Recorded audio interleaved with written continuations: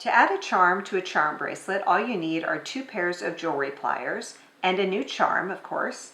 Our charm came with a jump ring attached to it already. If yours doesn't have a jump ring, you'll need to get one of those as well.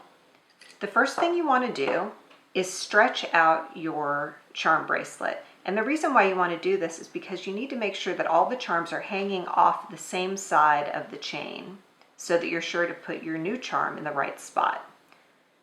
So now we can see that all the charms are hanging off the bottom of this chain.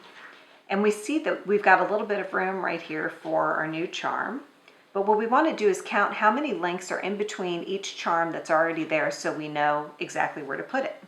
So it looks like we've got charm, link, link, charm, link, link, charm. So that means that we want to skip 2 links, link, link, and put our charm on that chain link right there. And one little trick we have is that we like to mark it using a pencil. So we're going to point the pencil tip directly at that link so we know where it goes. Now we need to open our jump ring that's on our charm. And to do that, we're going to take 1 pair of our jewelry pliers and grab onto the jump ring just to the right of the split that's in the top.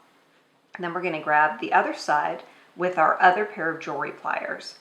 And rather than pulling the pliers apart this way, which would change the shape of our nice round jump ring, we're going to rotate the pliers. We're going to push one of them down toward the table and rotate the other one up toward us, just like that.